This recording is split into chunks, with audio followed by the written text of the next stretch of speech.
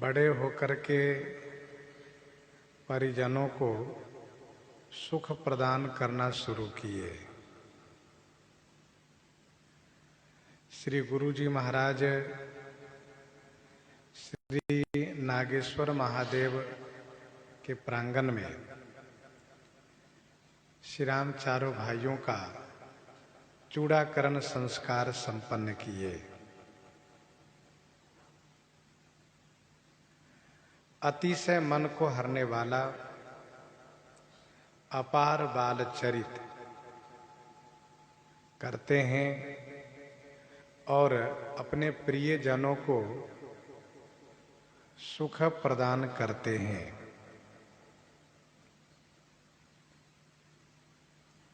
परम मनोहर चरित अपारा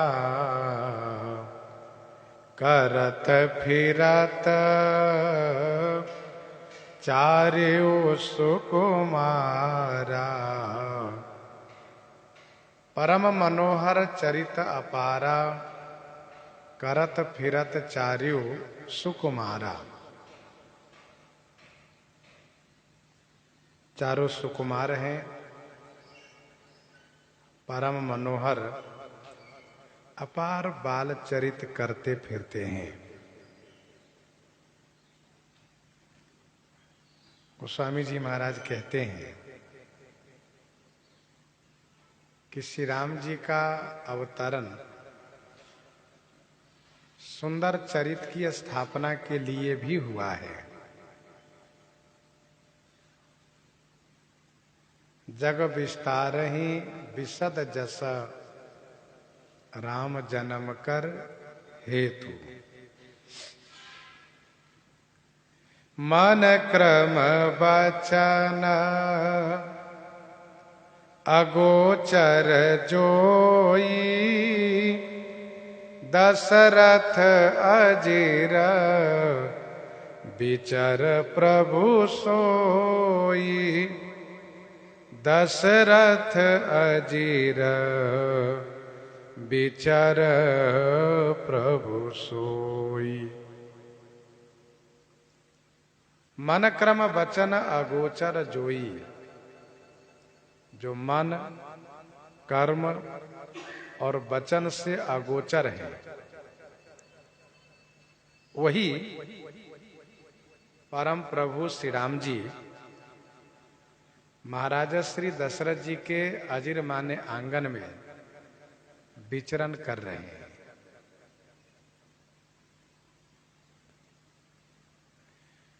मन क्रम वचन अगोचर जोई। मन कर्म और वचन तीनों से जो अगोचर है, अर्थात तीनों से जो ग्रहण नहीं किए जा सकते, जहां तक इन तीनों का पहुंच नहीं है, वे श्री राम जी सबके लिए सुलभ हो गए हैं।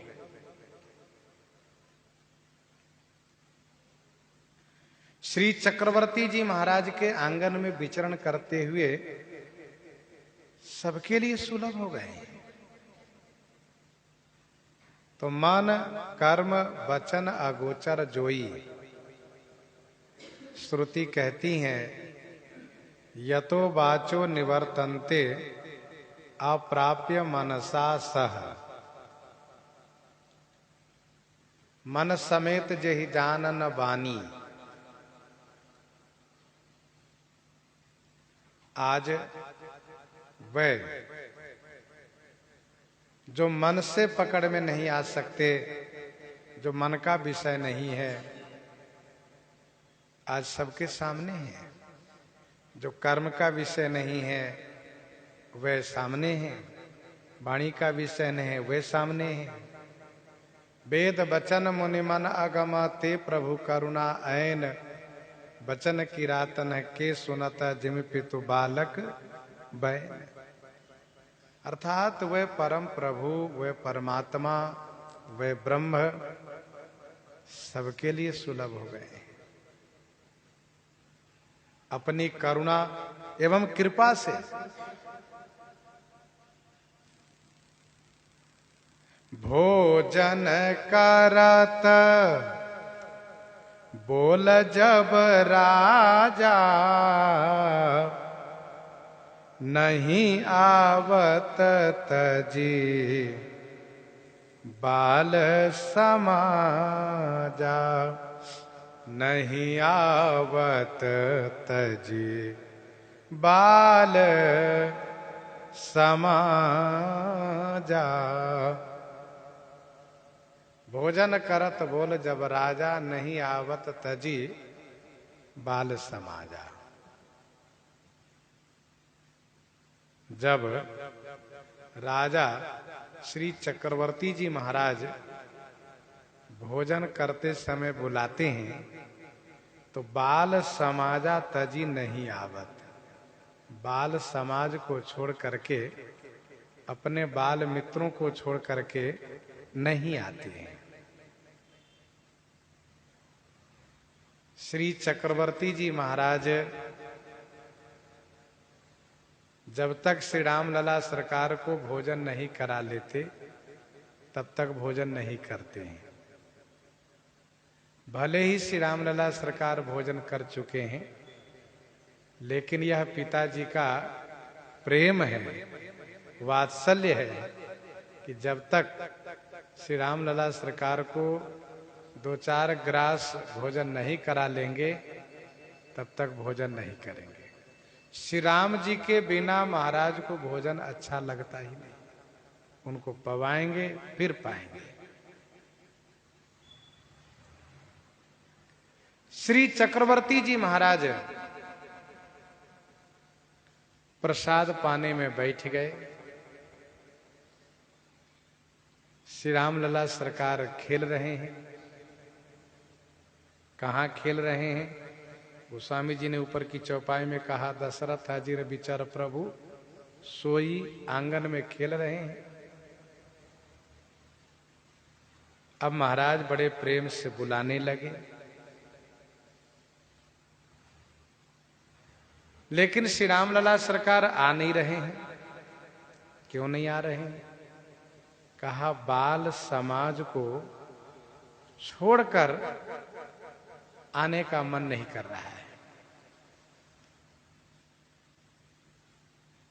खेल बालकों को इतना प्रिय होता है कि उस खेल के सामने भोजन भी प्रिय नहीं लगता है, कुछ भी अच्छा नहीं लगता है।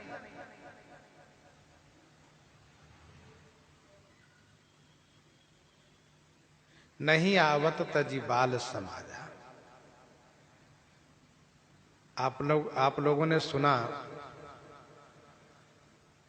कि श्री राम जी बाल चरित कर रहे हैं। कैसा है वो? कहा, मनोहर है, मन को हरने वाला है, अतिशय सुंदर है। वैसे श्री राम जी के नाम रूप लीला धाम चारों मनोहर है।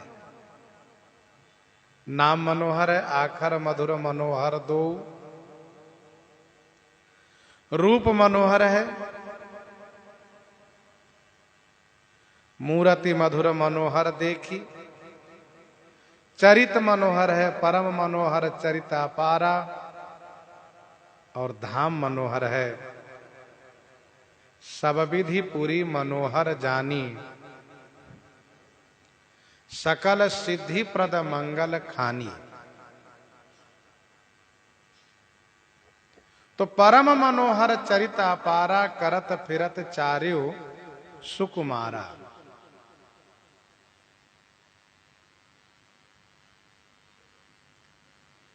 उस परम मनोहर चरित करते हुए में बालकों को छोड़ करके श्री राम जी भोजन करने नहीं आ रहे हैं।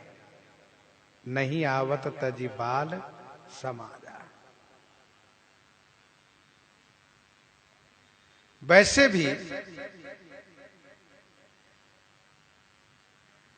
श्री राम जी अपने बाल सखाओं के मन को तोड़ना नहीं चाहते हैं, मन को दुखी नहीं करना चाहते हैं।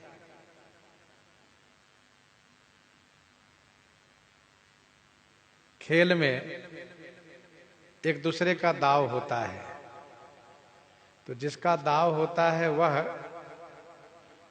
खेल को समाप्त नहीं करने देता है। अपने दाव में आप खेल लिए हो, हमारे दाव में आप कहां जाओगे? अच्छा, खेल की मर्यादा को भगवान भी खूब निर्वाह करते हैं। भक्तमाल जी में वर्णन है 410 कवित में, श्री गोविंद सखा जी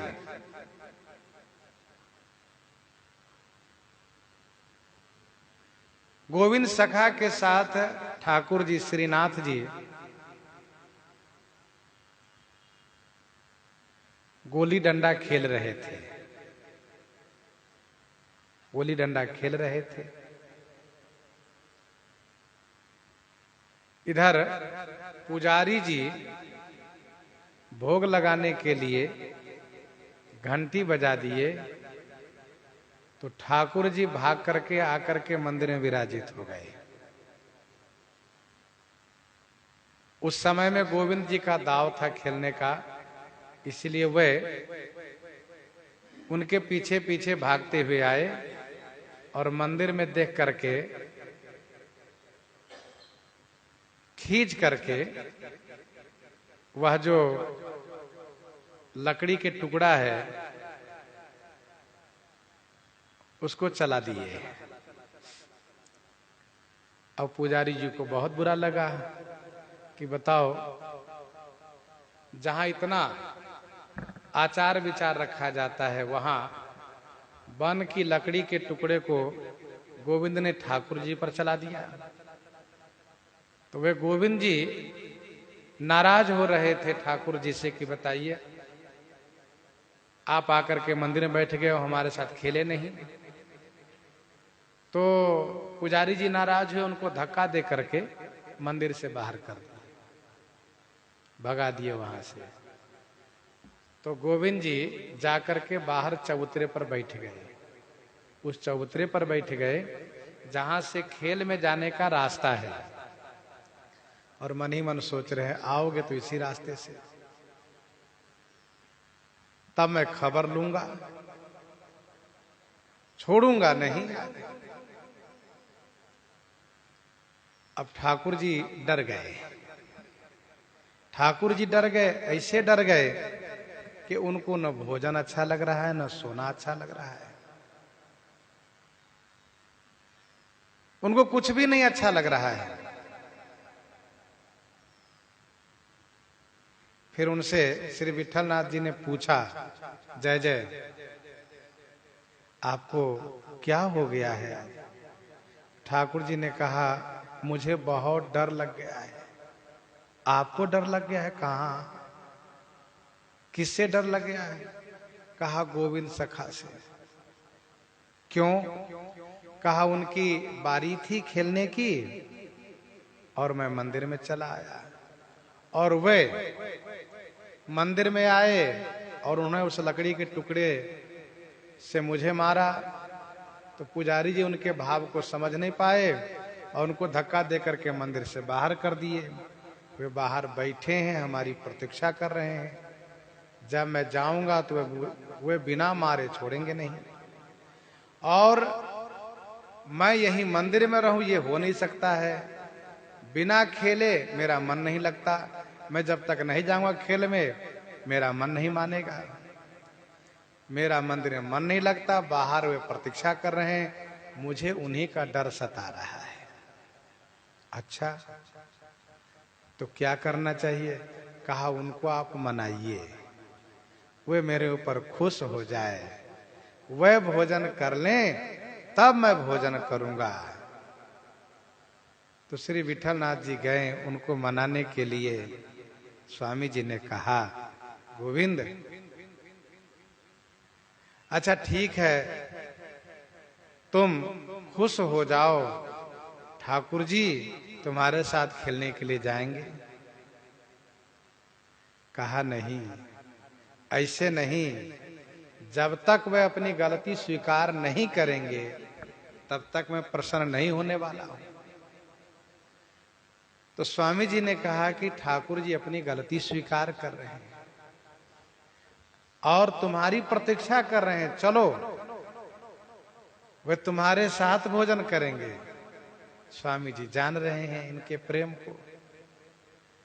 तो फिर गोविंद जी चले हैं, गोविंद सखा जी, ये श्री दामा ही गोविंद सखा बने हैं। तो जब चले हैं तो मन ही मन सोच रहे हैं कि मैं उनके पास जाऊंगा और यदि वे अपना सिर झुकाए रहेंगे तब तो मैं उनको माफ कर दूंगा, और यदि कहीं अकड़ के हमारे सामने खड़े हो गए और बल दिखाने के लिए हमारे साथ पुजारी जी हैं, स्वामी जी हैं, तो फिर मैं छोड़ूंगा नहीं। तो ठाकुर जी इनके मनोभाव को जान रहे हैं। यहां पर वस्तुतः गोविंद सखा माफ करे, बात ही आ गई है। ठाकुर जी अपनी गलती स्वीकार करें और गोविंद सखा माफ करें।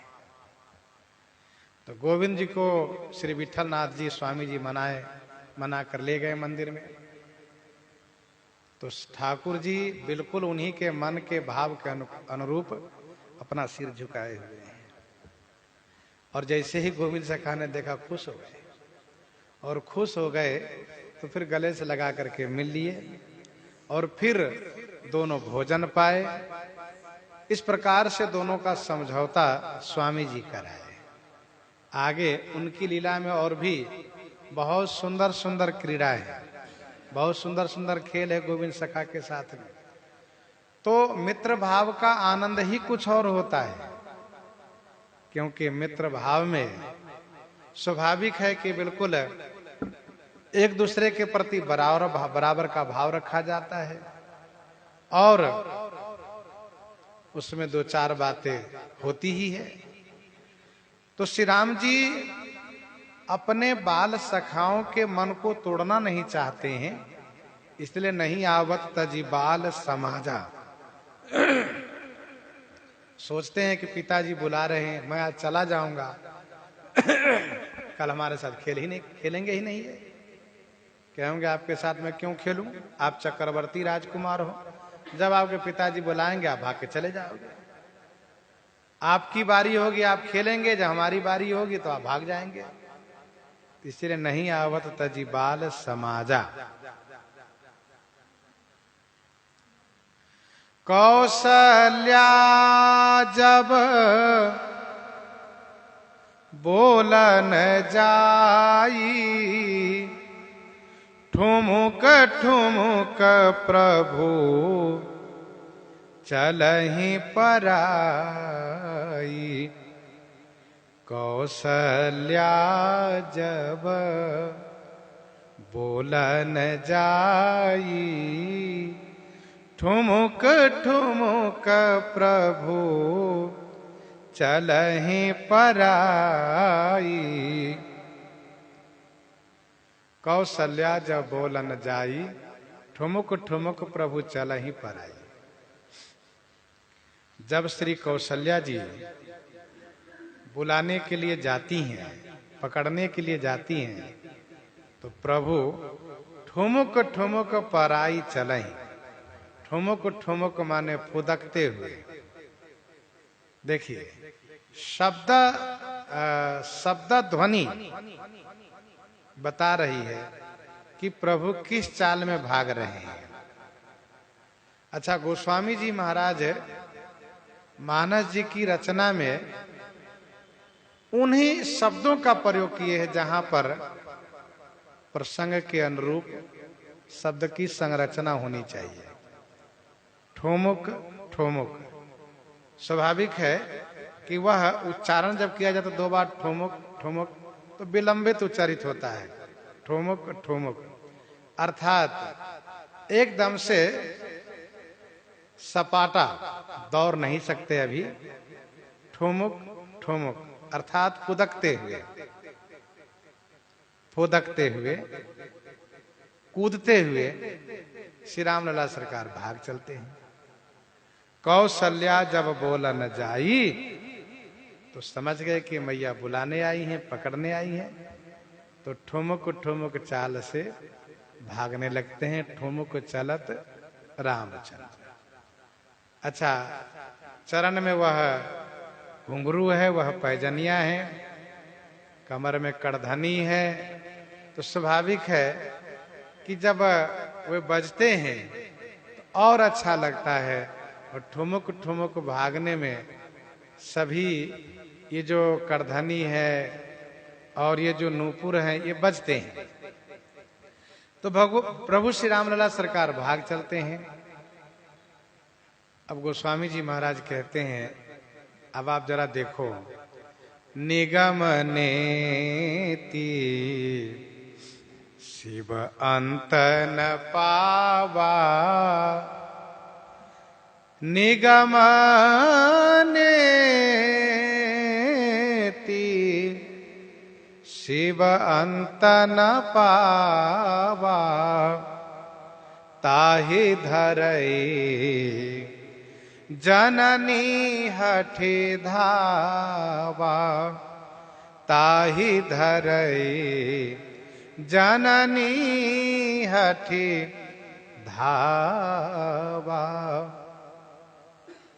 निगम नेति शिव अंत न पावा। गोस्वामी जी महाराज भगवान श्री राम जी के चरित्र प्रस्तुत करने में जहां भी माधुर्य का प्रसंग बढ़ता है वहां तुरंत श्री राम जी के ईश्वरत्व का स्मरण दिला देते हैं अपने श्रोताओं को। निगम नेति शिव अंत न पावा। निगम माने वेद, जिनको नेति माने नाइति नाइति कह करके वर्णन करते हैं। वेद वर्णन करते हुए में यही कहते हैं, इतना ही नहीं, इतना ही नहीं, नाइति शिव अंत न पावा। और श्री शंकर भगवान जिनका अंत नहीं पाते हैं। निगम नेति शिव अंत न पावा, ताहि धरई जननी हठि धावा। ताहि उन्हीं को जननी माता श्री कौशल्या जी हठी, ताहि माने उन्हीं को जननी श्री कौशल्या जी, धरई माने पकड़ने के लिए, हठी धावा हठ पूर्वक, धावा माने दौड़ती हैं। निगम नेति शिव अंत न पावा, ताहि धरई जननी हठी धावा। वेद जिनको इति नहीं लगा सकते, निगम माने वेद जिनको न इति कह करके गायन करते हैं, नेति नेति जही वेद निरूपा। और भगवान शिव जिनका अंत नहीं पाते,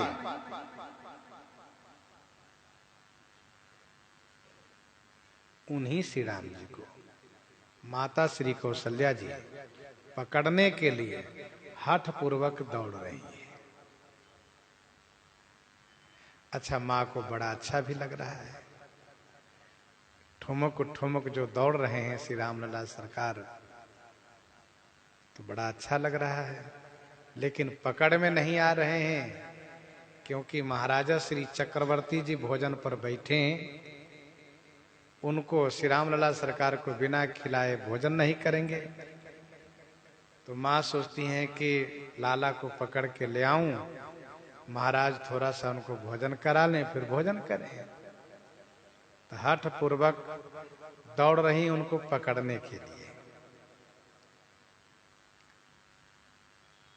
ऐश्वर्य देश में उनका कोई अंत नहीं आता, माधुर्य देश में उनको पकड़ने के लिए भक्त दौड़ता है और पकड़ भी लेता है।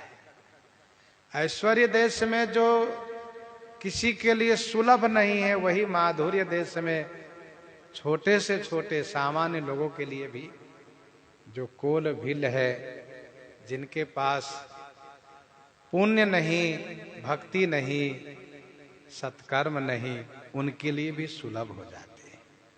यही तो उनकी करुणा है, कृपा है। जथा अनंत राम भगवाना, तथा कथा कीरति गुण नाना।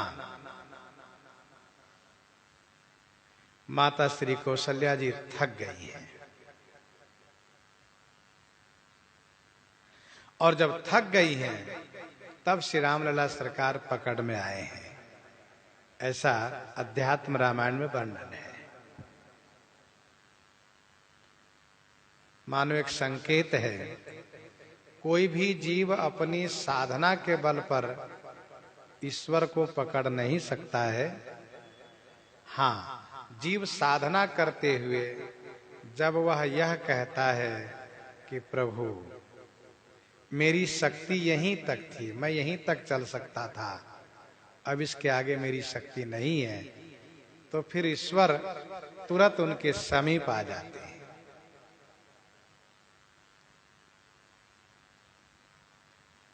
साथ साथ एक आध्यात्मिक संकेत ये है कि ज्ञान के प्रतीक महाराजा श्री चक्रवर्ती जी हैं और भक्ति स्वरूपा महारानी श्री कौशल्या जी हैं। पंथ जात सोहई मति धीरा, ज्ञान भगति जनु धरे शरीरा। ज्ञान भगवान को बुलाता है और भक्ति भगवान को पकड़ने के लिए आगे बढ़ती है। ये एक संकेत है। ज्ञान कहता है मेरे पास परमात्मा आ जाए और भक्ति कहती है नहीं, मैं परमात्मा के पास जाऊं, भगवान के पास जाऊं। ज्ञान के पुकारने पर भगवान नहीं आते हैं और भक्ति के पकड़ने पर भगवान पकड़ में आ जाते हैं और भक्ति भगवान को पकड़ करके ज्ञान के गोद में बैठा देती है। यही है एक सुंदर यहां पर संकेत। माता श्री कौशल्या जी जब थक जाती हैं तो श्री रामलला सरकार पकड़ में आ जाते हैं। भगवान श्री कृष्ण जी जब मैया जसोदा के द्वारा बंधन में नहीं आते हैं, नहीं बांधे जाते हैं, सभी रस्सियां छोटी पड़ जाती है, तो मैया जसोदा थक जाती है और थक जाती हैं तो लाला कन्हैया बंधन में आ जाते हैं। जीव जब थक जाता है तो भगवान तुरंत उनके पास दिखाई देते हैं। कागभुसुंडी जी अपनी शक्ति भर उड़ते चले गए, जब थक गए तो अपने आप को उन्हीं के पास पाए, क्योंकि भगवान के पीछे जो दौड़ता है तो भगवान उनको त्यागते नहीं है, छोड़ते नहीं है, बस केवल यही देखते रहते हैं कब तक दौड़ता है। जब वह थक जाता है तो तुरंत भगवान उनके पास प्रकट हो जाते, सन्मुख हो जाते हैं। धूसर धूरी भरे तनु आए, भूपति बिहसी गोद बैठाए। भूपति बिहसी गोद बैठाए, धूसर धूरी भरे तनु आए। धूसर धूरी भरे तनु आए, भूपति बिहसी गोद बैठाए।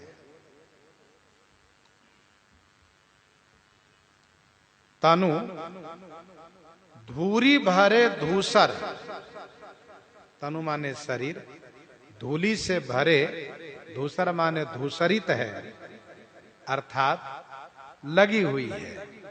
धूसर माने लगी हुई है, धूसरित है।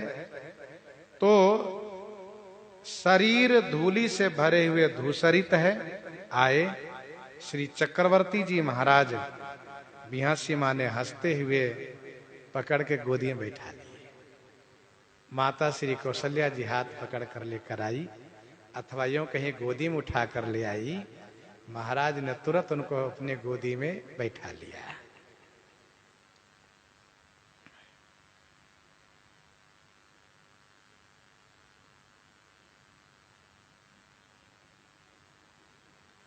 धूसर धूरी भरे तनु आए।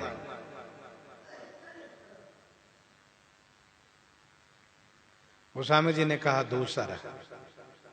दूसर माना दूसरित। कैसे कहा? धूरी भरे तनु, धूली से शरीर भरा हुआ है। धूली से शरीर भरा हुआ अर्थात शरीर में धूलियां लगी हुई है, धूली है। श्री चक्रवर्ती जी महाराज हंसते हुए अपनी गोद में बैठा ले।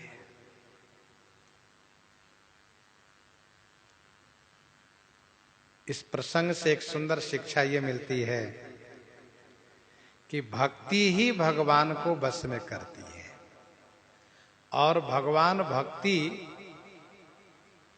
की इच्छा को हमेशा पूरी करते हैं, भक्ति के मनोरथ को पूरा करते हैं, भक्ति पर हमेशा अनुकूल रहते हैं, प्रसन्न रहते हैं। निर्वाण दायक क्रोध जाकर भगति अवसही बस करी। दोहावली 117 में गोस्वामी जी ने लिखा, बाल विभूषण बसन धर, धूलि धूसरित बाल केली रघुवर करत, बाल बंधु सब संग। तो बाल विभूषण बसन बर, धूलि धूसरित।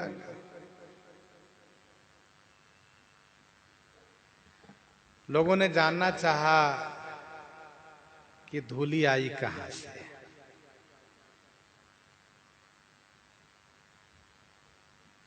उत्तरकांड में गोस्वामी जी ने लिखा है, बरनी न जाई रुचिर अंगनाई, जहां खेल ही नित चारियु भाई।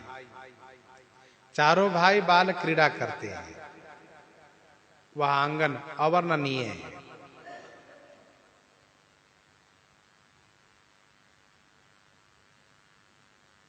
सुंदर स्वर्ण मणि में आंगन है, यहां धूली आई कहां से? इसका समाधान ये है कि धूली की सूक्ष्म गति होती है। धूली की सूक्ष्म गति होती है। बंद कमरे में भी धूली आ जाती है।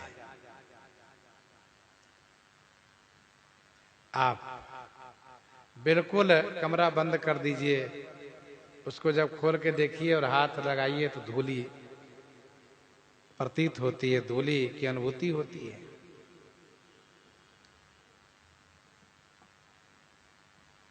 वैसे कुछ संतों ने यह कहा कि कमल के पराग बिछाए जाते हैं आंगन में।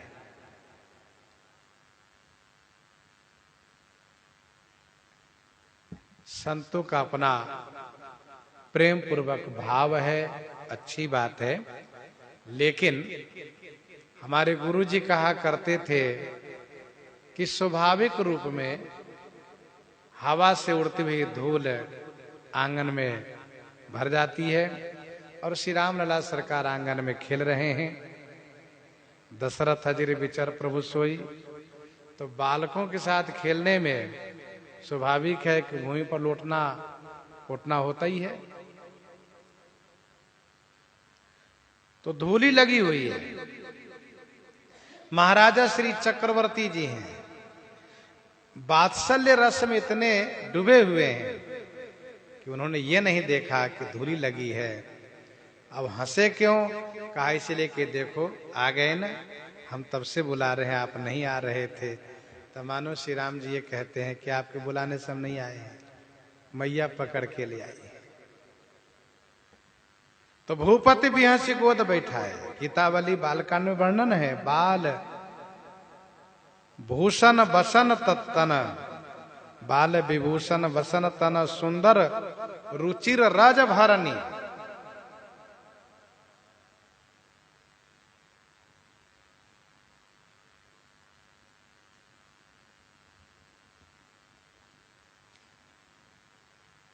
श्रीमद् वाल्मीकि रामायण में अयोध्या कांड 20 सर्ग में पढ़ना चाहिए। वहां भी धूली की चर्चा है। प्रसंग तो वहां वनवास का है, लेकिन वहां धूली की चर्चा है।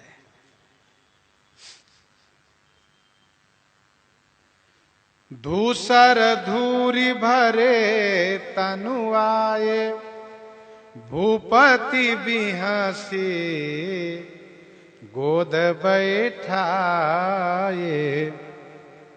भोजन करत चपल चित इत उत अवसर पाई भाजी चले किलकत मुख दधि ओदन लपटाई दधि ओदन लपटाई भोजन करत चपल चित इत उत अवसर पाई। भोजन तो कर रहे हैं श्री रामलला सरकार, लेकिन चित चपल है। चपल माने चंचल, चित चंचल है। मौके की तलाश में है, कब मौका मिले, कब अवसर मिले कि हम यहां से भाग करके अपने बाल मित्रों के पास पहुंचे। तो गोस्वामी जी महाराज कहते हैं कि इत उत अवसर पाई। फिर तो किलकत मुख दधि ओदन लपटाई भाजी चले। किलकत माने किलकारी मारते हुए, मुख में दधि, ओदन माने भात, दही भात, दही महाप्रसाद, लपटाई माने लिपटा करके भाग चले।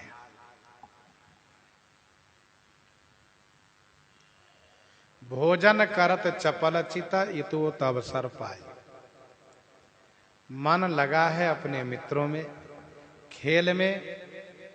पिताजी पकड़ करके गोदी में बैठाए हैं, बाएं हाथ से पकड़ रखे हैं, दाहिने हाथ से भोजन करा रहे हैं, लाला को पवा रहे हैं, अपने पा रहे हैं। अब श्री रामलला सरकार मौके की तलाश में है।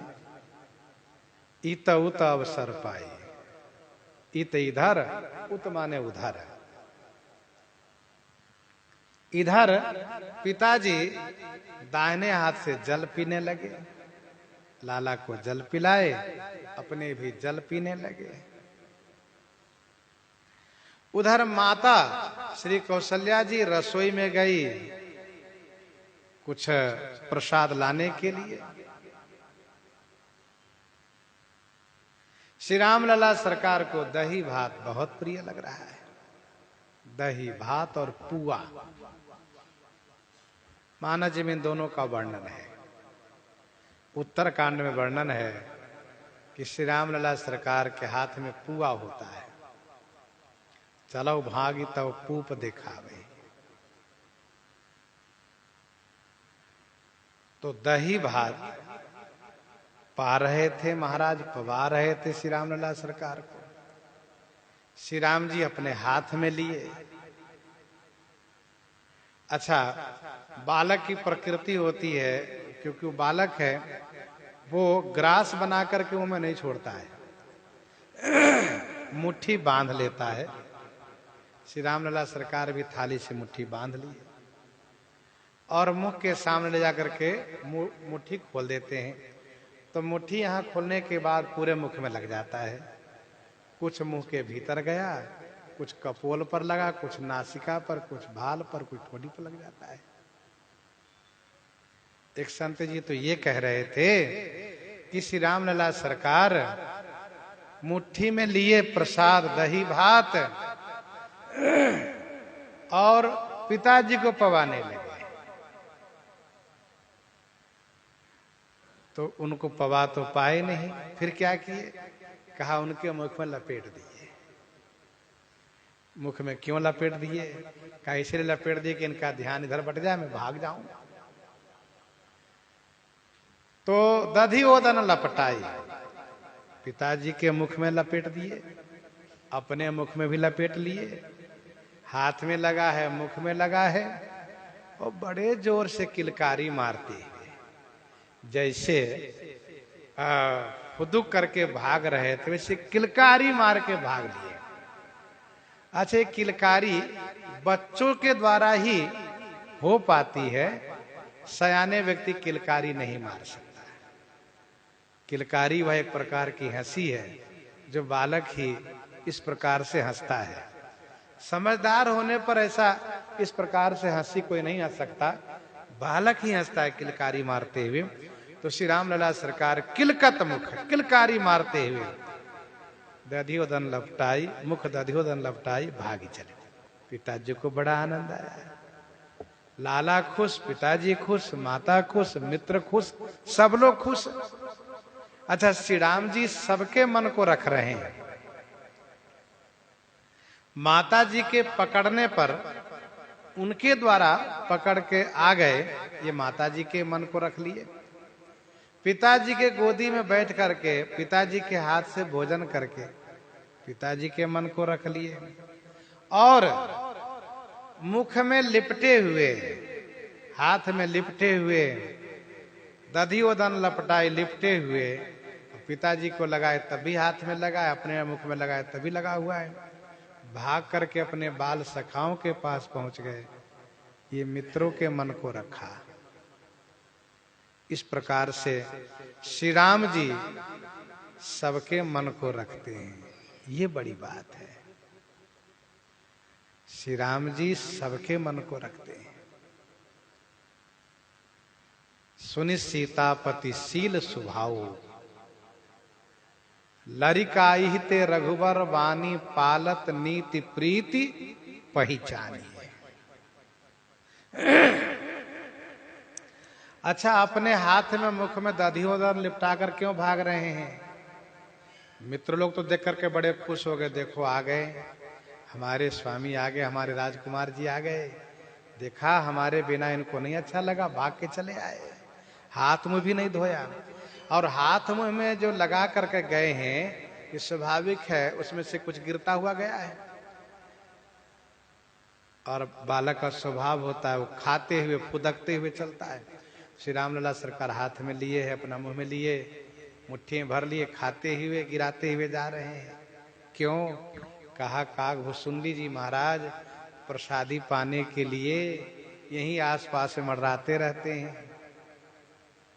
लरिकाई जहां जहां फिरही, तहां तहां संग उड़ाऊ, जूठनी परई अजिरमा, सो उठाई कर खाऊ, सो उठाई कर खाऊ। लरिकाई जहां जहां फिरही, तहां तहां संग उड़ाऊ, जूठा नहीं परई अजीर महा, सो उठाई करी खाओ, सो उठाई करी खाओ।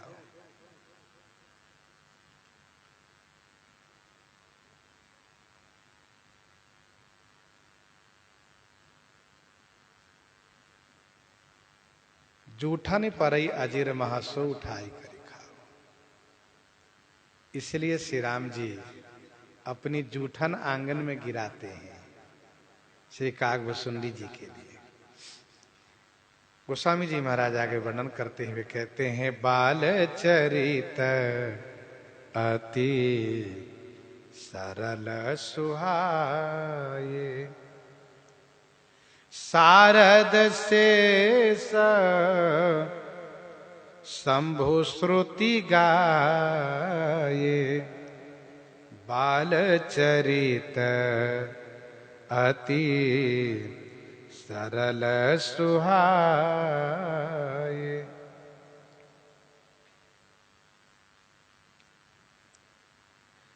भगवान श्री राम लला सरकार का बाल चरित अति सरल है।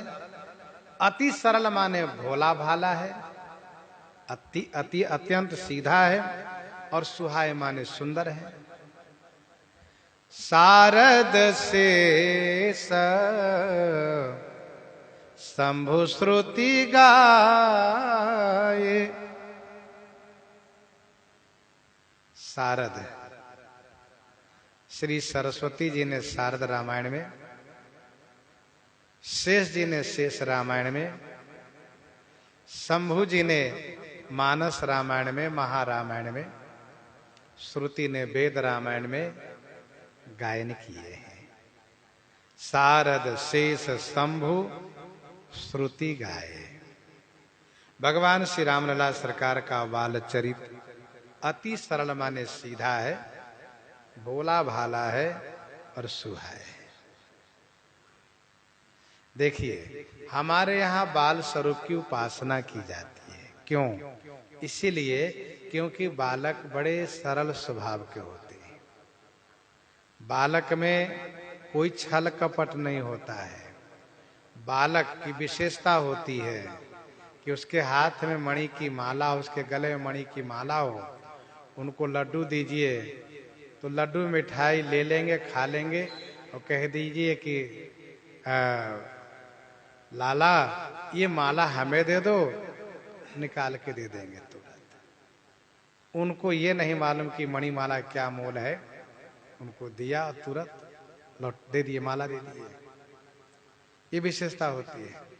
अच्छा, बालक में सरलता ये होती है, उनके सीधापन ये होता है कि उनके पिताजी यदि ये कहे कि लाला आप कह देना कि पिताजी घर में नहीं है, तो द्वार पर यदि कोई पुकार रहा तो उनसे कह देंगे, बालक कहेगा कि पिताजी बताए हैं कि बोल दो उनको कि पिताजी घर में नहीं है।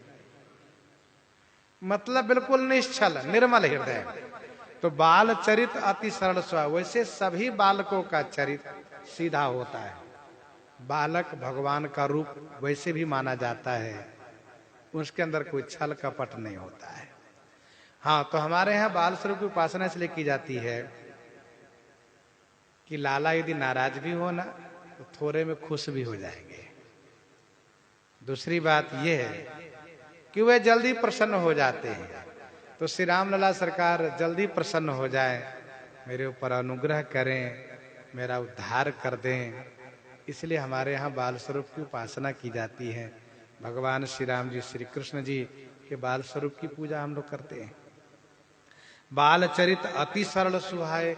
अति सरल माने अति से सीधा है, सुहाए माने सुंदर है। सभी गाते हैं। कौन कौन कहा? शारद गाती हैं, शारद रामायण में। शेष जी गाते हैं, शेष रामायण में। शिव जी गाते हैं, मानस रामायण में, महारामायण में। और श्रुति गाती हैं, वेद रामायण में। सभी इनके बाल चरित्र को गायन करते हैं।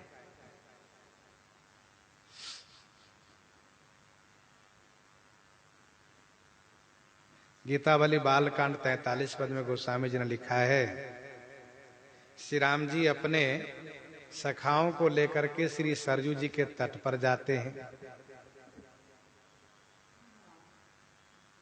और वहां पर जाने के बाद फिर गेंद खेलने की तैयारी होती, कंदू क्रीड़ा की। तो कंदू क्रीड़ा में बाल मित्र जो सखा लोग हैं, इनका 2 दल होना चाहिए। तो 2 दल होने के लिए पहले 2 दल के नेता चुने जाने चाहिए। तो एक दल के नेता तो श्री राम जी हैं, ये तो स्पष्ट हो जाता है। एक तरफ श्री राम जी रहेंगे। अब श्री राम जी के सामने विपक्ष में कौन होगा, इस बात को लेकर के चर्चा होती है। तो श्री लक्ष्मण जी हैं, वे तो पहले से ही स्पष्ट घोषणा किए रहते हैं कि हम तो श्री राम जी के साथ रहेंगे, श्री राम जी जहां रहेंगे वहीं रहेंगे। अब खेल का आनंद तब हो जब 4 राजकुमार हैं, चारों में से कोई दूसरे पक्ष के भी नेता बन जाए तो खेल में आनंद आवे। तब सबकी निगाहें जाती है श्री भरतलाल जी की ओर। तो श्री भरतलाल जी श्री राम जी की प्रसन्नता के लिए दूसरे पक्ष का नेतृत्व करते हैं, नेता बनते हैं।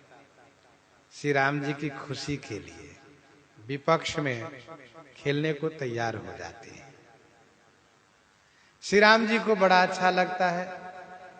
श्री भरत जी जब दूसरे दल के नेता होंगे तब खेल का आनंद जरूर होगा। विशेष रूप से खेल की पूरी तैयारी हो जाती है। अब जब 2 दल के नेता जब चुने गए तो बाल मित्रों का दल स्वाभाविक रूप से दोनों तरफ बट गए। श्री लक्ष्मण जी इधर है, शत्रुघ्न जी उधर है अब इसके बाद छोटे बड़े के हिसाब से एक इधर एक उधर इस तरह से बांट दिए जाते हैं। गोस्वामी जी कहते हैं राम लखन एक ओर, भरत रिपु दवन लाल एक ओर भय, सरजु तीर सम सुखद भूमि थल, गनी गनी गोइयां बांटी लय। गनी गनी गोइयां, खेल में साथ वालों को गोइयां कहा जाता है। खेल में अपने साथियों को गोइयां कहा जाते, हमारे गोइयां है। गनी गनी गोइयां बांटी लय, कंदुक के लिए कुशल है चढ़ी चढ़ी। कंदुक क्रीड़ा में बड़े कुशल हैं, घोड़े पर सवार हुए। और जब खेल खेलने लगे तो मूर्तिमान खेल भी प्रसन्न हो गया। खेलन लगे खेल रिझाए।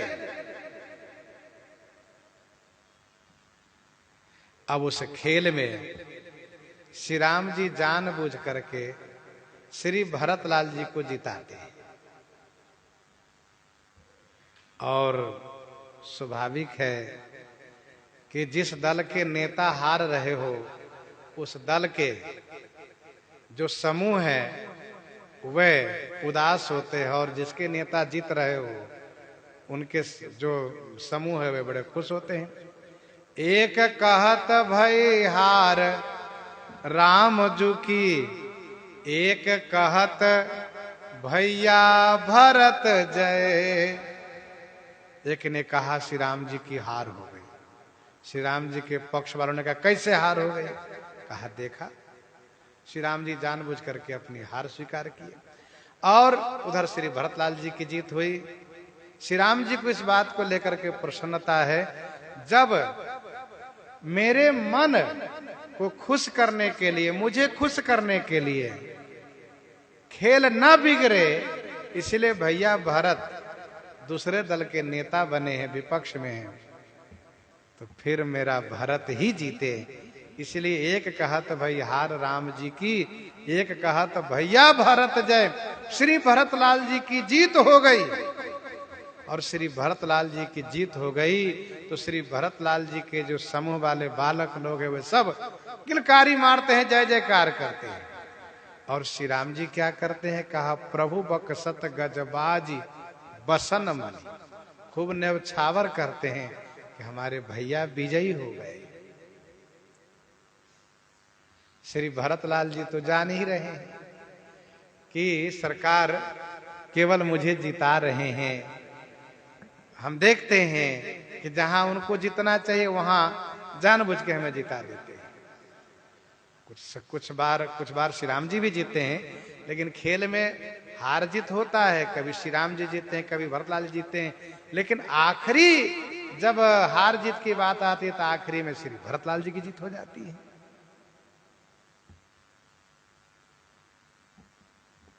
इस बात को लेकर के श्री भरतलाल जी ने उस समय में कहा चित्रकूट में कि मैंने कृपा देखी है। हारे हुए खेल में मुझे जिता दिया करते थे। मैं प्रभु कृपा रीति जिए जो ही, हारे खेल जिता वही मोही। हमेशा जिताते आए और मैंने कृपा देखी है। और श्री भरतलाल जी चित्रकूट में इस बात को कहते हैं कि स्वामी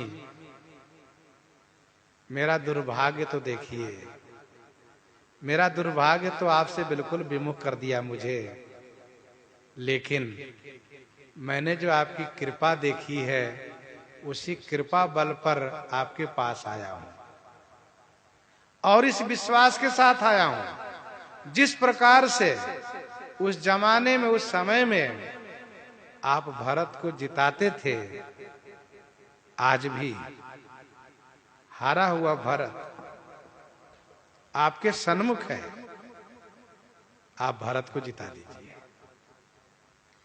और श्री राम जी ऐसे दयालु हैं, ऐसे भक्त वत्सल हैं कि फिर श्री भरतलाल जी की जीत वहां भी करा देते हैं। चित्रकूट में बड़ी सभा में घोषणा कर देते हैं जो श्री राम जी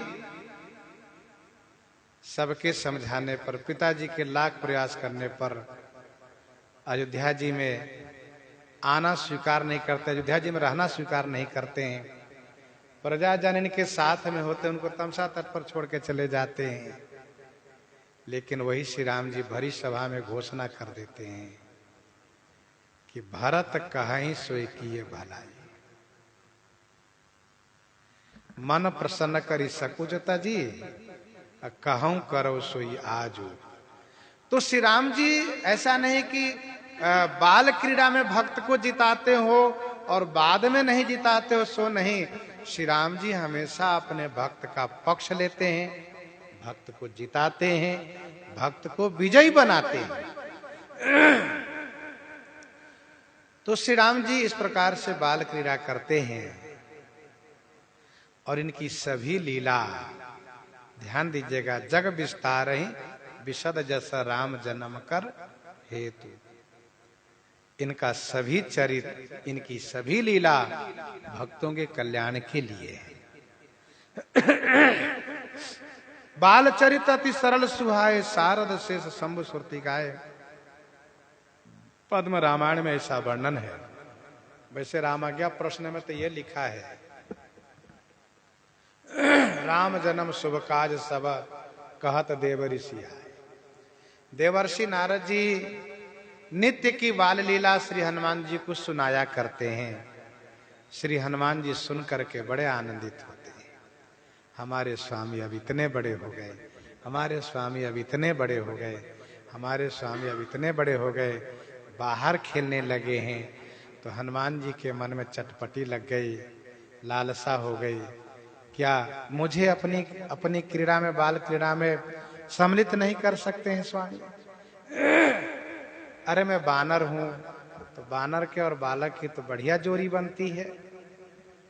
बालक जो है पशु से, पक्षी से, अहिरण के बच्चा हो, बानर के बच्चा हो, तोता मैना, उससे बालक तो खूब खेलता है। तो क्या मेरे स्वामी अपनी बाल क्रीड़ा में मुझे सम्मिलित नहीं करेंगे? इसी भाव में हनुमान जी महाराज चिंतित हो गए, भाव में डूब गए। इधर एक मदारी आया और उसने बानर का खेल दिखाया, बड़ा सम्मान पाया और वह चलता भाया।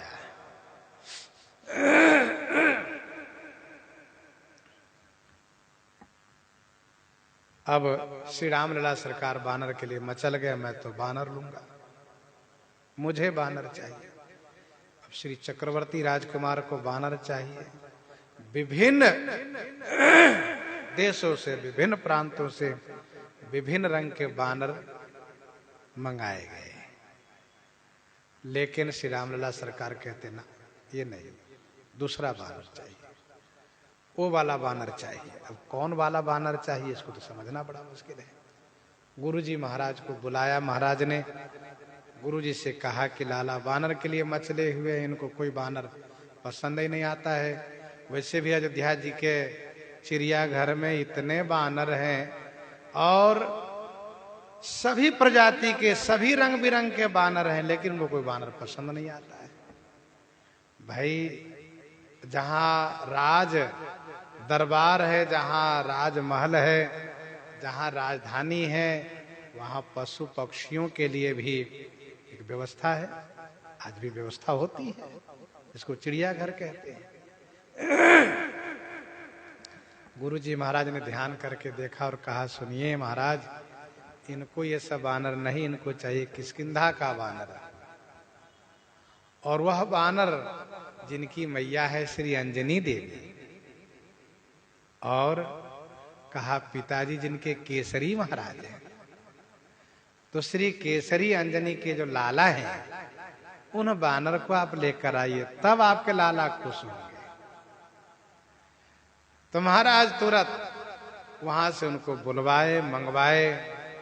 श्री हनुमान जी आ गए। अब श्री हनुमान जी आ गए तो फिर कहना ही क्या है। मिला सुसाहिब सेवक ही प्रभु ही सुसेवक लाभ। तो इस प्रकार से श्री राम जी हनुमान जी के साथ बहुत दिन बाल क्रीड़ा किए। जब गुरुकुल में पढ़ने जाने की तैयारी हुई, तब श्री रामलला सरकार इनको विदा किए हैं, यह कह करके कि आप चलिए, मैं फिर वहीं आके मिलूंगा। तो बाल चरित अति सरल सुहाए, शारद शेष शंभु श्रुति गाए।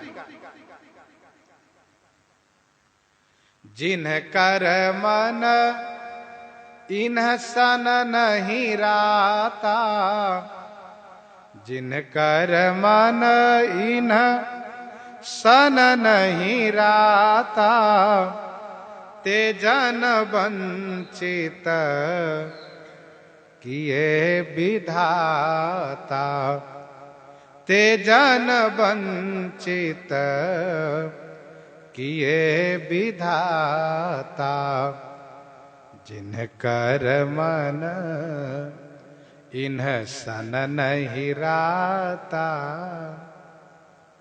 जिनका मन इन सन माने इनसे अनुरक्त नहीं होता है, जिनका मन इनमें अनुरक्त नहीं होता। राता माने अनुरक्त होना,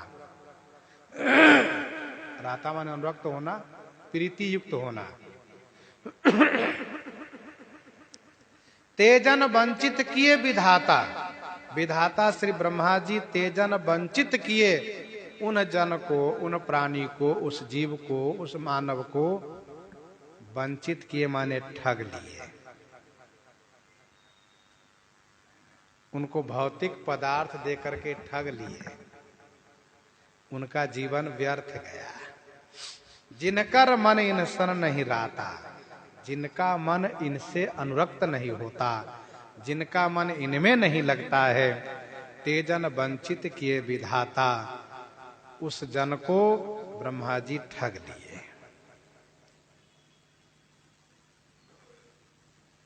कैसे ठग लिए? का भौतिक पदार्थ देके ठग लिए। ध्यान दीजिएगा, सांसारिक उत्कर्ष, सांसारिक उत्कर्ष अपनी चरम सीमा पर प्राप्त हो जाए, लेकिन ठाकुर जी के चरणों में अनुराग प्राप्त नहीं हुआ, तो फिर वह कोई बहुत बड़ा लाभ नहीं कहा जा सकता। लाभ की रघुपति भगत या कुंठा। कवितावली में गोस्वामी जी ने लिखा है, 43 पद, उत्तरकांड 43 पद में, काम से रूप प्रताप दिनेश से, काम से रूप प्रताप दिनेश से, सोम से शील गणेश से माने, हरिश्चंद्र सो साचो बड़ो विधि से, मघवा से महीप विषय सुख साने, सुख से मुनि सारद से वक्ता, चिरजीवन लोमस ते अधिकाने, ऐसे भये तो कहाँ तुलसी, जो पे राजीव लोचन राम न जाने, जो पे राजीव लोचन राम न जाने। काम जैसे रूप प्राप्त हो जाए, सूर्य जैसा प्रताप प्राप्त हो जाए, चंद्रमा जैसा शील प्राप्त हो जाए, गणेश जी के समान पूजा प्राप्त हो जाए, हरिश्चंद्र जी जैसा सत्य प्राप्त हो जाए, ब्रह्मा जी जैसा बड़प्पन प्राप्त हो जाए, इंद्र के जैसा सुख प्राप्त हो जाए, सुखदेव जी जैसा मुनि पद प्राप्त हो जाए, श्री सरस्वती जी के समान वक्तृत्व प्राप्त हो जाए, लोमा जी के समान चिरंजीवी जीवन प्राप्त हो जाए। गोस्वामी जी कह रहे हैं कि ये सब हो गया तो क्या हो गया? एक भक्त कहता है कि तुमको इतना बड़ा पद मिल गया, इतना बड़ा राज मिल गया तो क्या हो गया, मतलब कुछ नहीं है। हाँ, भक्त कहता है कि तुमको भगवान में प्रेम हो गया तो सब कुछ मिल गया, भक्ति मिल गई, सब मिल गई। ऐसे भय तो कहां तुलसी जो पे राजीव लोचन राम न जाने। वहीं 45 में गोस्वामी जी ने लिखा, राज सुरेश 50 को विधि के कर को जो पटो लिखी पाए। वहां पर भी यही बात कही जा रही है। वहीं पर एक पद में ये गोस्वामी जी कह रहे हैं, झूमत द्वार मतंग अनेक जंजीर जरे मद अम्बु चुचाते तीखे तुरंग मनोगति चंचल पौन के गौन ते बढ़ी जाते भीतर चंद्रमुखी अवलोकती बाहर भूप खरे न समाते। ऐसे भय तो कहां तुलसी जो पे जानकी नाथ के रंग न राते। कुछ नहीं मिला। द्वार पर मतवाला हाथी जंजीर में जड़े हुए खड़े हैं, जिनसे मद चू रहा है। घुड़शाला में ऐसे घोड़े लोग हैं कि पवन की गति को भी फेल करने वाले घोड़े हैं, मन की गति से भी विशेष है उसकी गति है। भीतर चंद्रमुखी देवियां उनकी प्रतीक्षा करती हैं, बाहर राजा लोग उनकी प्रतीक्षा करते हैं मिलने के लिए।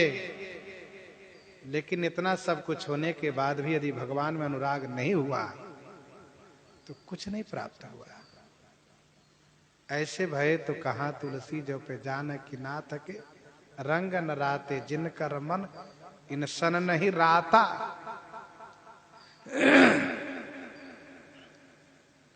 सुख संपत्ति परिवार बढ़ाई, महाराज सुग्रीव कहते हैं, सुख संपत्ति परिवार बढ़ाई सब परिहरी करिहौं सेवकाई। क्यों, क्या बात है। कहा ये सब राम भगति के बाधक कहीं संत तब पद अवराधक कहीं संत तब पद अवराधक। और इतना ही नहीं, गोस्वामी जी ने एक पद और प्रस्तुत किया है कवितावली, पद संख्या 40 से उत्तरकांड में, तीन तेखर सुकर स्वान भलो जड़ता बसते न कहि कछुए तुलसी जेहि राम सुनेह नहीं सो सही पशु पूछ विषान न द्वे जननी कत भार मुई 10 मास भई किन बाझ गई किन चुए जरि जाऊ सो जीवन जानकी नाथ जियई जग में तुम्हारो बिनु है जियई जग में तुम्हारो बिनु है। तो जिनकर मन इंसन नहीं राता ते जन वंचित किए विधाता। ब्रह्मा जी उनको ठग लिए। हाँ, इसीलिए ब्रह्मा जी के द्वारा न ठगा करके बल्कि संतों के मार्गदर्शन प्राप्त करके गुरुजनों से आशीर्वाद लेकर के इन्हीं श्री राम लला सरकार के श्री चरणों में अनुरक्त होकर के भाग्यशाली बनने का पूरा प्रयास एक जन्म नहीं अनंत जन्मों तक करते रहना चाहिए। प्रसंग को यहीं पर हृदयांगम करते हुए श्रवण करते हैं श्री भक्तमाल जी से।